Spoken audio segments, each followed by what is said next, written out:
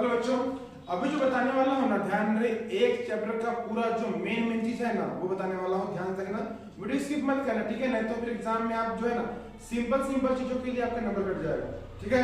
जो आप जो है ना समझ जाओगे सही से जो बताने वाला हूँ, क्योंकि इसमें ऐसा नहीं है कि बस एक ही चीज होगा, ऐसा कुछ चीजें है ना जो आपको किताब में दिया हुआ नहीं है, इसीलिए आप स्किप मत करना, देखो समझो, ताकि आपका जो है ना 5 मिनट का वीडियो आपका एग्जाम में कुछ नंबर बचा ले, ठीक है?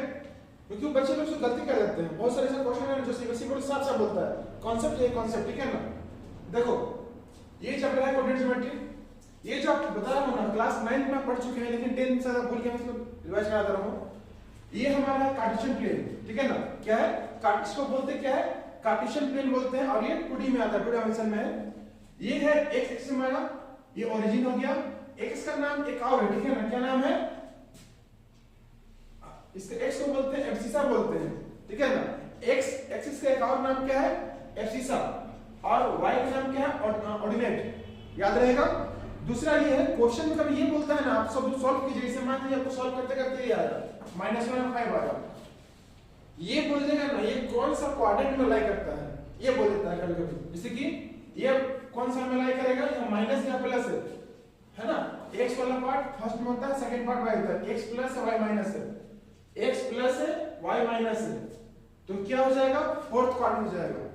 इस तरह से पूछता है, मतलब जो क्वेश्चन है सॉल्व कीजिएगा, सॉल्व करने के बाद लास्ट में ये बोल देता है ना कि ये जो आपका जो आंसर आया है वो किस क्वाड्रेंट में लाई करेगा, डायरेक्टली बोलेगा ना कि कार्टेशियन प्लेन में ये जो हमारा सॉल्यूशन है किस पोजीशन में लाई करेगा, तो क्या होगा? फोर्थ क्वाड्रेंट हो गया। अगर आपका दोनों आंसर प्लस में आएगा, इस तरह से 5 और 6 आया, दोनों प्लस में हमारा है, तो क्या हो जाएगा? फर्स्ट क्वाड्रेंट हो जाएगा। अगर दोनों नेगेटिव में आएगा इस तरह से, है ना, तो क्या हो जाएगा?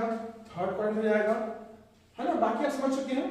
और ध्यान रहे, हमेशा x पहले होता है, y बाद में आता है, ठीक है? ऐसा नहीं कि आप क्या कीजिएगा पहले y लिख लीजिए, ऐसा नहीं, ऐसा बिल्कुल नहीं होता है, समझ गए? ये माइंड मिस्टेक नहीं कीजिएगा। अभी जो बताने वाला हूं इसका मेन फार्मूला जो आपको याद रखना है, भूलना नहीं है बिल्कुल। तो बेसिकली हम लोग जो कोऑर्डिनेट ज्योमेट्री में पढ़ाई करते हैं ना, वो क्या करते हैं? दो कोऑर्डिनेट का डिस्टेंस निकालते हैं, रेशियो निकालते हैं, उसका सेक्शन फार्मूला से निकालते हैं रेशियो कितना क्या है ना? और एक ये भी प्रूव करना है कि कोई भी लाइन आपस में कोलिनियर कैसे होता है, वो सबसे मेन है, बताता हूं। देखो फर्स्ट में डिस्टेंस है, ठीक है ना? डिस्टेंस फार्मूला, ये एक ऐसा फार्मूला है ना जिसके हेल्प से आप कोई भी दो कोऑर्डिनेट का डिस्टेंस निकाल सकते हैं। जैसे कि हमारे पास दो कोऑर्डिनेट दिया हुआ है, एक यहाँ है, एक यहाँ मान लो, अगर दोनों का निकालते हैं डिस्टेंस कितना है? सिंपल क्या फार्मूला होता है हमारे पास, इसमें नाम लीजिए ab अंडर रूट, ठीक है? x² प्लस मतलब माइनस होगा, यहाँ पर क्या होगा? x2 माइनस x1 का whole square plus y2 minus y1 का होल स्क्वायर, ये होता है distance formula.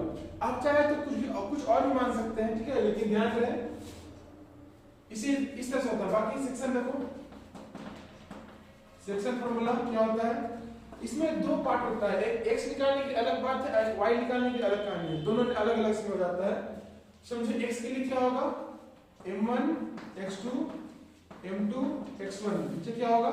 m1 plus m2। हम लोग इसको याद करते अलग करते हैं, 12 21 इसे याद करते हैं, ठीक है? ये तो हो गया। अगर आप चाहते हैं y निकालना चाहते हैं, ठीक है ना, तो क्या करोगे? इसमें समझो क्या करना है? m1 y2 plus m2 y1 y क्या होगा? y1 मतलब क्या हो जाएगा हमारे पास? m1 प्लस m2 हो जाएगा। ये है इसका। और सबसे खास बात मिड पॉइंट जो किताब में दिया हुआ नहीं है, मिड पॉइंट क्या होता है बताता हूं। ये हो गया। अब देखो मिड पॉइंट फार्मूला क्या होता है इसके बाद। मिड पॉइंट कहने का मतलब ये होता है ना, हमारे पास कोई लाइन दिया हुआ है इस तरह से, और ये इसका मिड पॉइंट है सी, और दोनों आपस में क्या इक्वल है, तो उस केस में क्या कीजिएगा ना, आपको अगर निकालना पड़ता है ये पॉइंट सी का कोऑर्डिनेट निकालना पड़ता है, या फिर पॉइंट इसको ए मान लो, इसको बी। अगर मिड पॉइंट है ना, तीनों में से कुछ भी निकालना हो, ठीक है, तो बस एक ही तरीका है दोस्तों। देखो क्या है, x निकालना है x1 प्लस x2/2 हो गया, और y निकालना है तो y1 प्लस y2/2 हो गया। इससे आप सिंपली निकाल सकते हो। ये तो हो गया मिड पॉइंट। सबसे जो मेन पॉइंट्स में है ना वो कोलिनियर है, कि कैसे प्रूफ करते हैं कि कोलिनियर है, तो क्या तरीका है ऐसा प्रूफ करने का। तो कोलिनियर का मतलब ये होता है कि अगर हमारे पास कोई पॉइंट दिया हुआ है, एक पॉइंट नहीं है, 3 पॉइंट है, ठीक है, इस तरह से 1 2 3, है ना।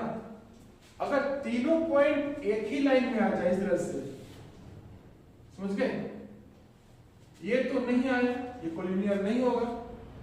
तो कोलिनियर कहने का मतलब आखिर में क्या होगा, है ना, क्या होगा, देखो क्या होगा बताता हूं मैं। जैसे कि यह हमारा लाइन है, लाइन में अगर 3 बिंदु हो इस तरह से, ये कहलाएगा कोलिनियर, समझे। और इसका नियम ये है प्रूफ करने का, जैसे कि ये ए हो गया, ये बी हो गया, सी हो गया, तो अगर हम A B plus B C करेंगे तो हमारा एसी आ जाएगा ना। आप लोग क्लास 9 में इक्लिप्स का जो नियम पढ़े थे ना, वही है बच्चों ये, ठीक है। अब इसमें तो हो गया ये, अब लास्ट सॉल्व कैसे करना है। सपोज दैट मान जाओ इसमें जो आप निकालिएगा डिस्टेंस ना, जब बनाइएगा तो ए बी का डिस्टेंस निकालोगे पहले, फिर बी सी का डिस्टेंस निकालोगे, फिर ए सी का डिस्टेंस निकालोगे, और इसको इसमें आपको वेरीफाई करना होगा। अगर ये वेरीफाई हो गया इट मींस वो क्या है, कोलिनियर है। अगर वेरीफाई नहीं होता है तो कोलिनियर नहीं है बिल्कुल। लास्ट बात ये है और फाइनल बात, ये जो चैप्टर है ना वो एक बहुत सिंपल है, बस आप इसमें साइन गलती ना करें तो अच्छा है। साइन गलती करोगे तो फंस जाओगे। और जो बताता हूं देखो, जब भी आप क्या करोगे ना, इस तरह से क्वेश्चन आ जाएगा y - 7 इस तरह से आएगा स्क्वायर में, आप इसको जो ब्रेक करना होगा ना कभी भी, ये a - b का होल स्क्वायर में है, तो आपको मालूम है ना इसमें क्या करना है, a - b का होल स्क्वायर, ठीक है ना, क्या हो जाएगा a² - 2ab + b²। इस फॉर्म में तोड़िएगा, ऐसा नहीं कि बोल दीजिएगा मास्टर को कि नहीं ऐसा होता है मास्टर, ऐसा नहीं बोलिए, ये बिल्कुल क्या है, गलत है ना। ये भी आप लोग गलती कर देते हैं, ये सब गलती नहीं करना है बिल्कुल, राजा समझे। अगर मान जाओ a प्लस में होगा तो क्या होगा, a² + 2ab + b², ये है ना। तो और एक बार हो गया क्लियर। अब समझो ये कि आपको क्या नहीं करना है। अगर दो साइन आपस में है ना इस तरह से, अगर मान जाओ क्वेश्चन में रहता है -7 रहता है और यहाँ पर माइनस करते हैं -4 रहता है, जब भी ऐसा आ जाएगा ना तो स्क्वायर नहीं होगा, यहाँ ब्रैकेट लगाइएगा, क्योंकि दो साइन साथ में नहीं रहता है, ठीक है। चीजों का ध्यान दीजिएगा, नहीं तो माइनर मिस्टेक में आपका नंबर कटेगा, क्योंकि टीचर हर चीज को ध्यान देता है कि हाँ नंबर देना है, कहाँ काटना है, ठीक है। ये समझ गए होंगे। अगर आपको समझ में आया होगा ना, आप दोस्तों तक पहुंचाओ, वो भी लोग देखिए समझ में आ जाए लोगों को कि क्या गलती करना है क्या नहीं करना है। और ध्यान रहे एग्जाम सामने है, ध्यान से पढ़ाई करोगे, तब तक के लिए बस जो मेरा वीडियो आएगा देखना ध्यान से, ताकि आपको कुछ ना कुछ फायदा होगा, ठीक है। ऐसा नहीं कि मैं फालतू बता रहा हूँ, ठीक है। बस मिलते हैं नए वीडियो में, मस्त रहे, पढ़ाई करते रहो और टेंशन मत लेना, ठीक है ना, जो भी होगा अच्छा होगा।